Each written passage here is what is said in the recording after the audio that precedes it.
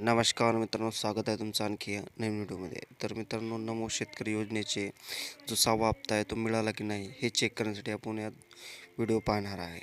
तर ते कसं चेक करायचं, कोणती वेबसाईट आहे आणि काय आहे हे जाणून घेण्यासाठी व्हिडिओ पूर्ण पहा. जर तुम्ही चॅनल नवीन असाल तर चॅनलला सबस्क्राईब करा आणि बेल आयकॉन जरूर दाबा. तर चला मित्रांनो, आपण व्हिडिओ स्टार्ट करूया.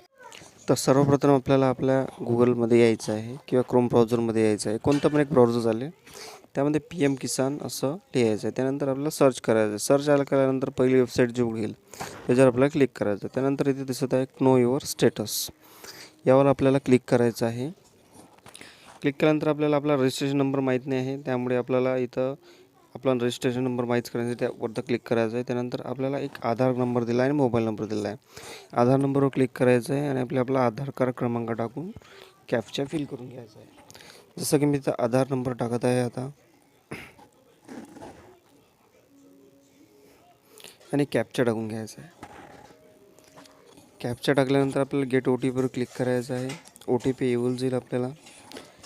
OTP आल्यानंतर आपल्याला OTP सबमिट करणं आहे, तिथे टाकणे आहे. तुम्ही बघू शकता इथं आता माझ्या मोबाईलवर मला OTP पाठवलेला आहे त्यांनी.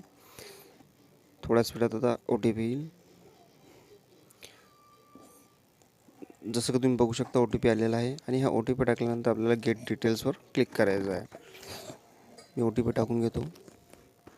त्यानंतर गेट डिटेल्सवर क्लिक करतो. त्यानंतर आपल्याला इथं साईडला असा कोणता दिसत आहे MH म्हणून दिसत आहे आणि तो नंबर आपल्याला कॉपी करून घ्यायचा आहे किंवा एखाद्या नोटपॅडवर लिहून घ्यायचा आहे.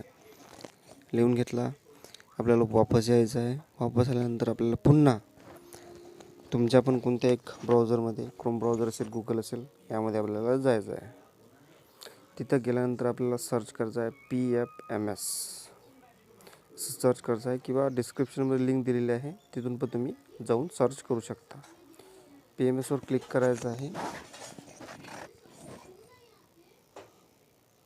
आणि सर्च करून घ्यायचं आहे. सर्च केल्यानंतर जी पहिली वेबसाईट उघडेल त्याच्या खाली दिलेलं आहे DBT स्टेटस ट्रॅकर, यावर आपल्याला क्लिक करायचं आहे.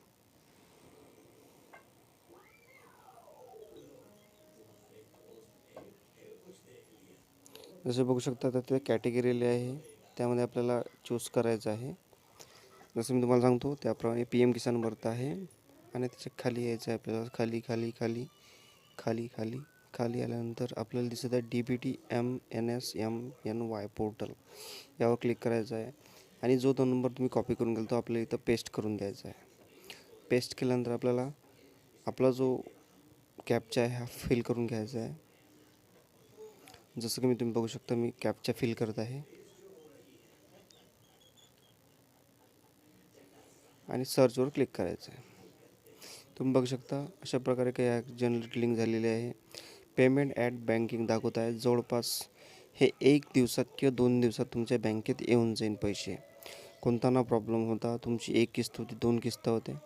अशा प्रकारे मागचं पेमेंट हे कॅन्सल झालेलं होतं काही मार्च एंडिंगमुळे, त्यामुळे आता ते रिन्यू करण्यात आलं आहे आणि हे येते 1 दिवसात किंवा 2 दिवसात पूर्ण प्रकारे तुमचे पैसे तुमच्या अकाउंटमध्ये ट्रान्सफर केलं जाईल.